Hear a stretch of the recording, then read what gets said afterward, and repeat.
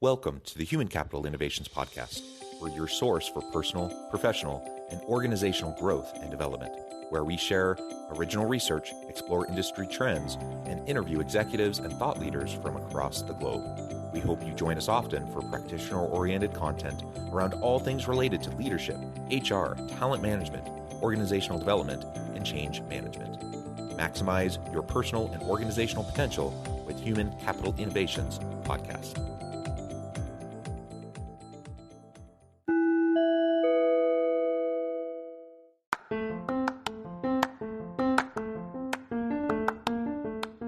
Do you enjoy the Human Capital Innovations Podcast? Enjoy ad-free listening by going to the Patreon page, and please consider contributing even at the producer or sponsorship level. And please leave a review. Thank you for your support.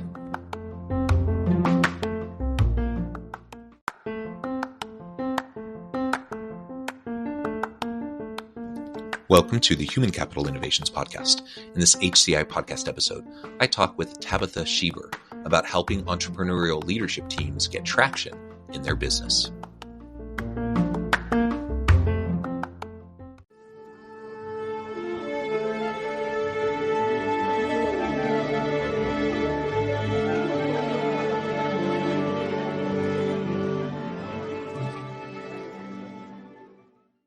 Tabetha Sheaver, welcome to the Human Capital Innovations Podcast. Hi, John. Thanks for having me. It's a pleasure to be with you today. You're joining us from the St. Louis, Missouri area. I'm south of Salt Lake City in Utah.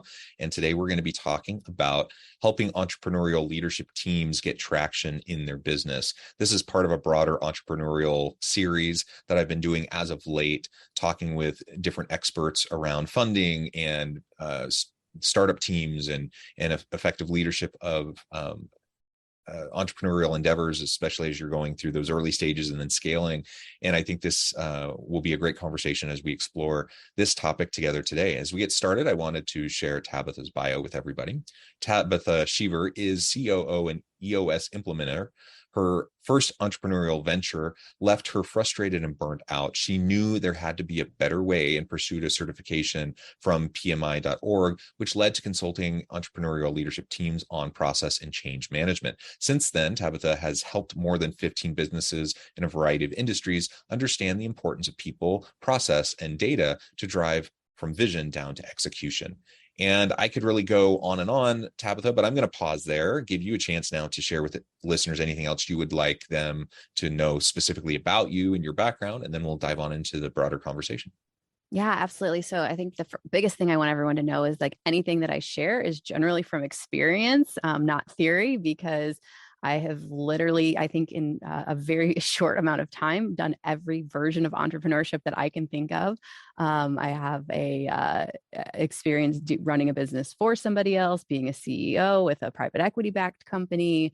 I have started my own company, bootstrapped it. I have a partner company that we went and got some funding. And so everything that I share with you is just to say I've been in your shoes. And, you learn best sort of from the school of hard knocks sometimes. And then I try to very intelligently combine that with the certifications and the training. And so I'll speak, I guess, from both sides of the table. Yeah, excellent. And it really is wonderful to have all of that lived experience and that lived expertise to go along with the formal certifications and formal education pieces. The two really can and should go hand in hand. I'm a big believer in reskilling and upskilling through credentialing and university studies as appropriate and all those sorts of things, but there's also no substitute for just the school of hard knocks and just getting out there and trying things and seeing what works and what doesn't and learning and iterating and growing. So all of that I think is fantastic in your background. And I really appreciate you taking the time to sit down with me and share your insights with me and my audience today. So again, today we're going to be talking about helping entrepreneurial leadership teams get traction in their business. There's a lot of different ways we could approach this, a lot of different angles, I think. Let's start with this idea around hitting the ceiling and what small business owners can do about that. What do you mean by hitting the ceiling? Why is that such a common experience? And how can these small businesses, these startups, these entrepreneurial leadership teams, how can they really try to address that?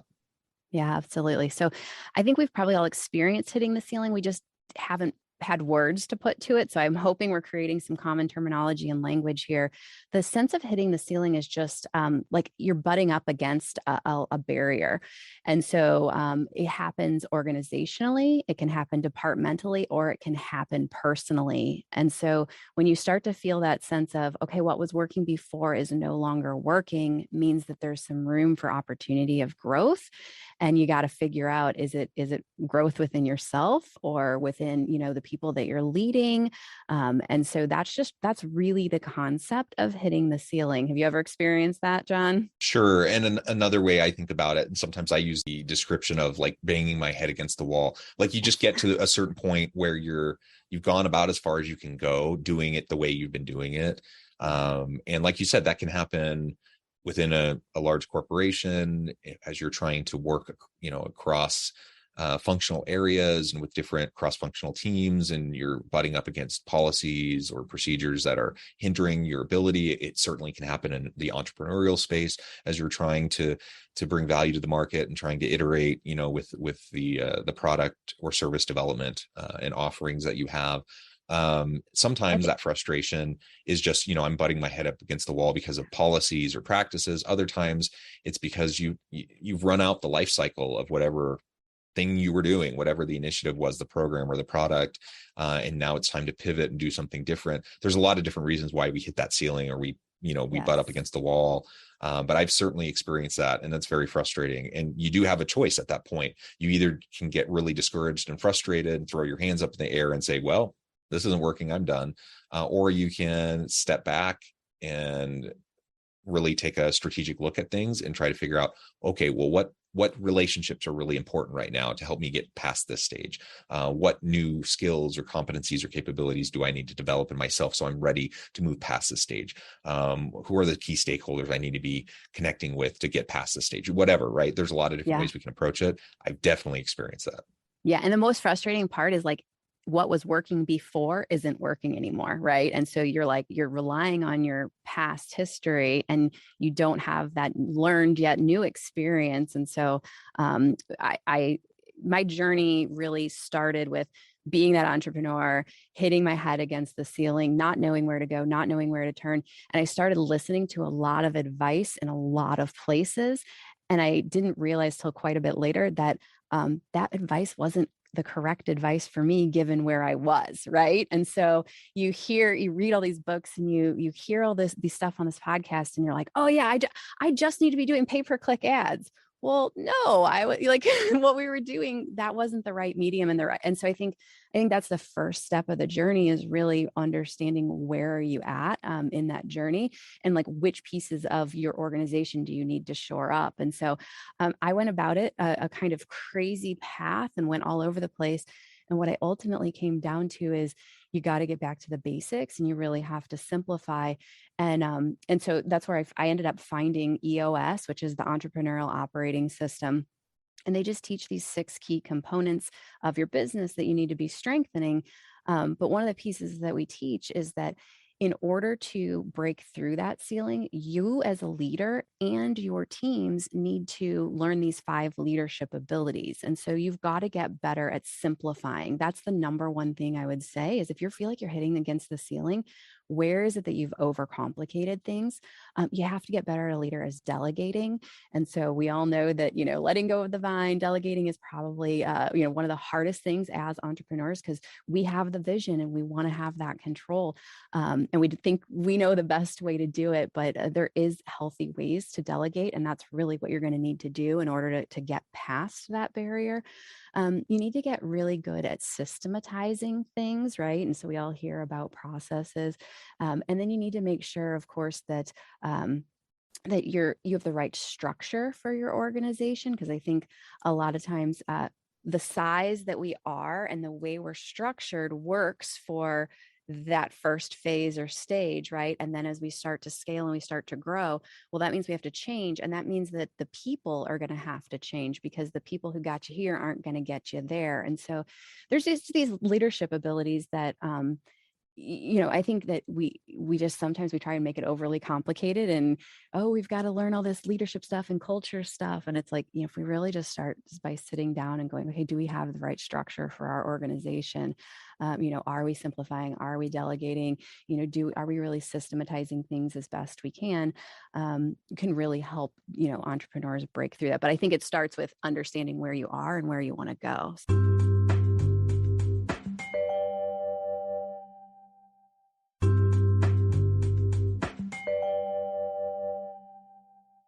For sure. And again, we all experience that, hitting the ceiling, butting up against the wall, having that frustration. And any entrepreneur or solopreneur, you know that feeling very well.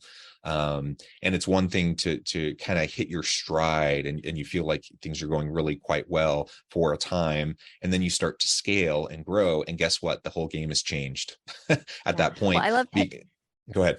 Oh, I love this analogy. I don't know if you've ever heard this. A hermit crab is basically never comfortable. And I think that this is like a great analogy for entrepreneurship, right?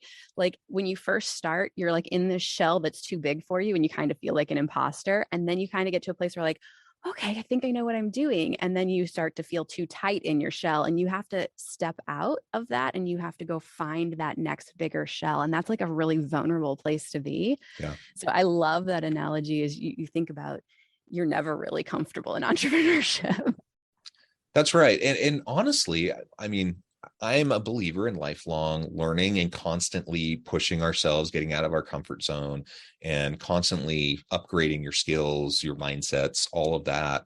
And all of that comes from a place of just a little bit of discomfort, and like too much discomfort and you get overwhelmed and you get buried and then you can't like process things and you can't move forward. But an appropriate level of discomfort is key to any learning and any growth. Yeah. And so I really like that analogy as well. And again, the people who are on your startup team, they might be the same people that you can keep with you as you grow and scale the business, but they might not. They very well might not be. And you may be a great founder and a great, at the startup stage, but you may not be the right person to lead this organization out as you continue to grow and scale. And so just having that realization, being honest with yourself and also pushing yourself to learn and grow as you go is really important. And maybe you, along with your startup team, maybe you can continue to develop your competencies and capabilities so that you can lean into that change and that those difficulties and the challenges as you go through various stages and permutations and growth in the organization. And maybe not, maybe you need to, find new people to fill out your team to help you through that process. But I think just being clear-eyed about it and being to realize that, yes, this is the type of pain that everyone is experiencing when they're starting a business, when they're growing a business.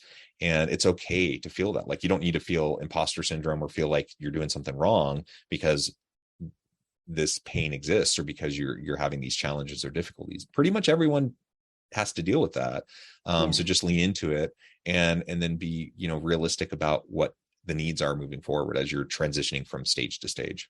Well, and I think you nailed it with the concept of, that you're going to grow during the entrepreneurial journey.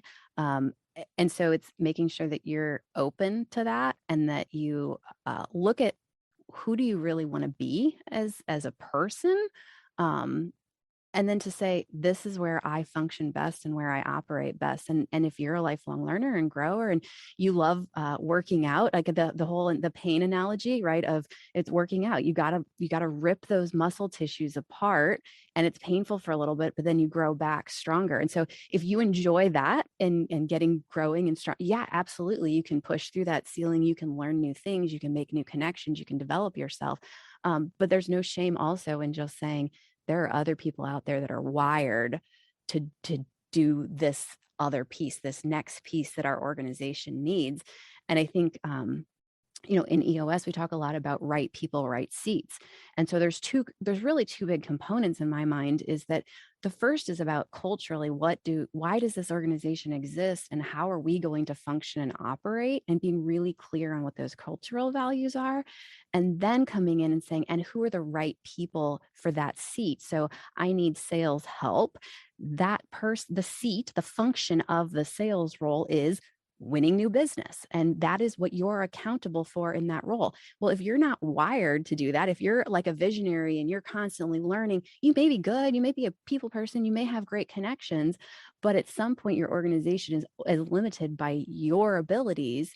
If you don't say, you know what, there's somebody else out there who's wired literally just to go do sales all day, every day. And I'm operating at my tens, I'm operating at my best and highest use when I'm leading as a visionary. And so the other thing I think we confuse is the concept of leading versus managing. And so I would love your perspective, John. Like, do you even distinguish the difference between leading and managing? Oh, for sure. I think they're completely different ideas. I manage processes, I manage systems. There are things that I need to manage and I need to stay on top of in terms of logistics and project management, those sorts of things. When I'm leading people and teams, it's something entirely different. I'm hopefully creating a dynamic environment and culture that's psychologically safe, where people feel empowered, where I'm leveraging and helping them to discover their capacities and leveraging that capacity for the benefit of the individual and the team. That's an entirely different skill set. Someone can be a really great systems person, a really great manager of process, a really great manager, of a project management path or whatever, and really, really stink at the leadership stuff, and vice versa, right? And so again, just being able to label things and be able to have a clear understanding of what's needed in different aspects, different roles of the business is going to be really essential. And a lot of people, I think people hear about the distinction between management and leadership a lot, but in practice, when I look at organizations, most people who consider themselves leaders have title, position, and those sorts of things in a leadership role. Most of them aren't leaders. They're managers who are leaving a lot on the table in terms of potential of their teams. Yeah. Yeah. And for a number of years, I didn't really understand the difference between leadership and management. And I think there's a statistic that like 80% of the world is wired to just be operators. And then I think like 15% of the world is wired to be leaders. And then the remainder is like those innovators and those people who are really going to change the world, the inventors, right? And so I think if you don't understand like which of those is your best and highest calling, then you feel that strife and you feel that struggle. And so, bring it back to that concept of hitting the ceiling. Sometimes it's literally just, I just want to be an operator. And I think in society today, it's like, that's not okay. Like, in order to make big bucks, in order to be important, in order, all these things you were talking about, psychological safety, right? We're all doing the things we're doing to meet some emotional need. And so I think understanding ourselves and understanding what that emotional need is the first component to being a great leader. So, we could talk about psychological safety all day. That's probably one of my favorite topics. Yeah, for sure. Yeah. And leading an effective team is less about like a manager is managing stuff and like manipulating things, right? And trying to put pieces in place and blah, blah, blah. Leaders, I don't see that. That kind of a mindset or approach is not going to be effective in most organizations and in most teams in the knowledge economy. A leader isn't the expert in everything. They hopefully are surrounding themselves with really great, intelligent, capable people who all have their own areas of expertise. So me as a leader, it's less about me and how I'm managing all the different pieces. It's more about how I'm creating the culture, the environment, the atmosphere, the strategic vision, those sorts of things, and then putting in place mechanisms for open and transparent communication, for accountability and performance coaching and mentoring, and those sorts of things. And if I can do that, I'm probably going to be a successful leader. But if I don't, then I'm going to end up inevitably micromanaging people, bottlenecking. I'm going to become the bottleneck of innovation and good improvements, and the team's going to struggle. So if we're talking about a startup or in an early stage entrepreneurial firm, and now you're trying to grow and scale, you might be able to get away with it when you have a team of 5 people, but now you have a team of a couple dozen people or 50 or 100 people, and guess what? You can't function the way you functioned before and be effective. You nailed it.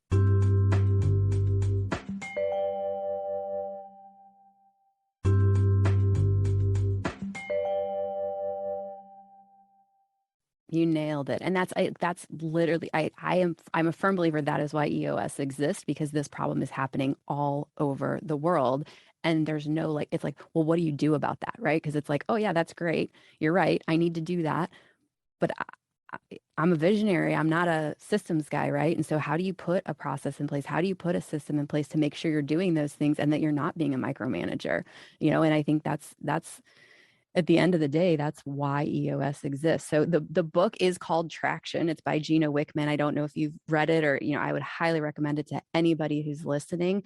But the whole model is outlined there for you about the 6 key components. And but I think for me, it had to start with me understanding me as a leader, right? And me understanding what the emotional need, like what was I trying to get out of the business?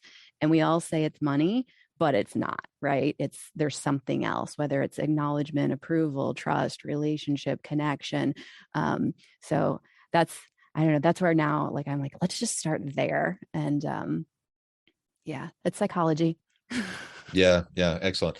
And we've talked a little bit about the accountability piece and just being clear about what's needed. And I find that to be one of the trickiest and stickiest pieces for a lot of leaders in a lot of organizations, because they don't actually have a clear understanding of who the people on their team are, what their skills and capabilities are, what's actually needed, not just what may have been needed in the past, but what's actually needed today, what's going to be needed a week, a month, a year from now.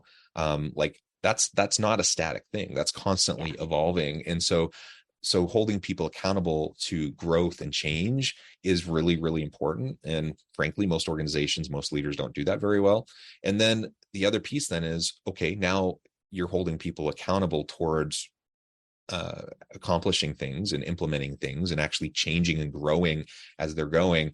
How do you actually help them to do that? So you're not just putting out there this standard of growth and change and development, but you're actually supporting them in doing that. Any thoughts on how we can support our people in that change process and sometimes that includes, the reskilling, the upskilling, the refining their capabilities so that they can help you and the business continue to succeed and in many cases grow and scale? Yeah. So I studied change a lot for a long time because I was running a change management company, and I just kept asking. It started for me, the obsession with change really started because I was working at all these organizations and we were putting these $150,000+ technology systems in place because they were going to solve this big problem, like of lack of sales or something, right? And so we'd put a big CRM system in place and we'd do all the technology work, and then people wouldn't use it. And then be like, oh, well, we need change management. We need to figure out how we're going to motivate people and how we have to get that. And for me, I started stepping it backwards, and I started going, okay, so everybody says, oh, you got to get the leadership team on board. And it's all about having the leadership team and the key stakeholders and all that stuff. And I started thinking about it. We ask organizations and people to change, and we don't think about all of the different personality types or those kind of innate abilities that are really required to lead to lead a good change effort. You have to start off by, first of all, like doing benefits realization, like identifying why are we doing this project. And that really takes somebody who's got like that executive mindset, right? They're that kind of frontal lobe. They can do a lot of the envisioning piece of it. And then you have to take it to the next level, and you have to say, okay, now we have to do stakeholder engagement. So who all is going to be impacted by this and what motivates them? So how are we going to talk to them? So it's the identifying who they are. And that's, again, that comes into like a little bit more of kind of that psychology background or understanding. And then we have to do all the requirements gathering. And like, so that's all the process stuff, which requires somebody who's more quality and detailed, and they're like probably a little slower. Well, that person's totally different than the person who should be coming up with the benefits realization piece, right?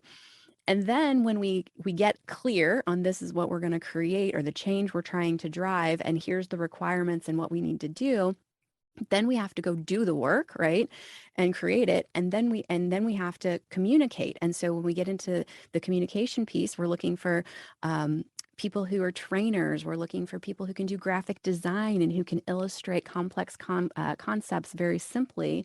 That's a whole different skill set. And then we get into the training piece. Well, now you got to have like a teacher personality. And then we get into the actual operationalization, which is where the managers have to use it and run it. And that's when you have to have that manager mindset of like, I just want to come in and manage the thing.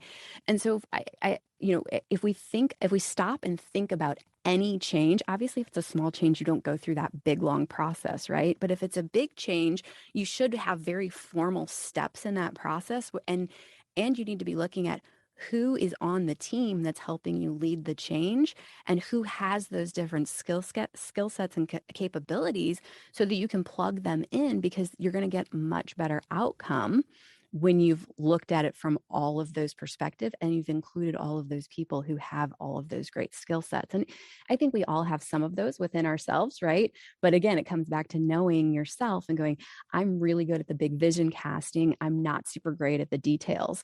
So that means I have to surround myself with somebody who's great at the details. And for personal change, it can be the same thing, right? I know I'm great at coming up with the meal plan.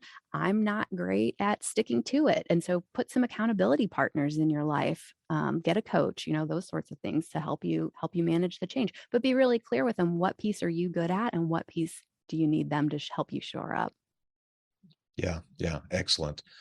Tabetha, this has just been a really fun conversation. We've only scratched the surface. There's so much more we could dig into on this, but I also note the time and I need to let you go here in just a minute. So before we wrap things up for today, I just wanted to give you a chance to share with listeners how they can connect with you, find out more about your work, your team, and then give us a final word on the topic for today.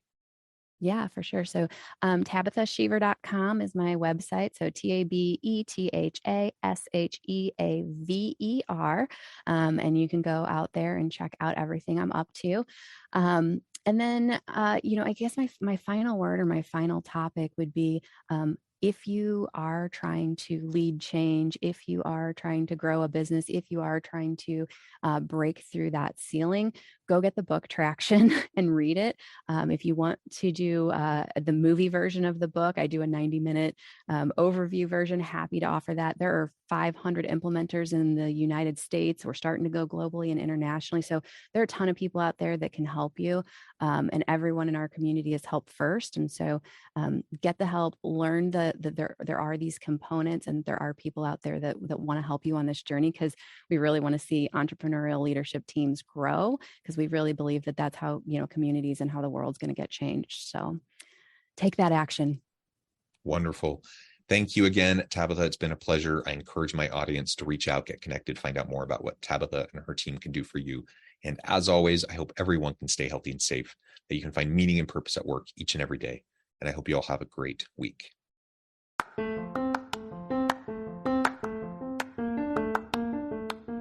you enjoy the Human Capital Innovations podcast? Enjoy ad-free listening by going to the Patreon page, and please consider contributing even at the producer or sponsorship level. And please leave a review. Thank you for your support.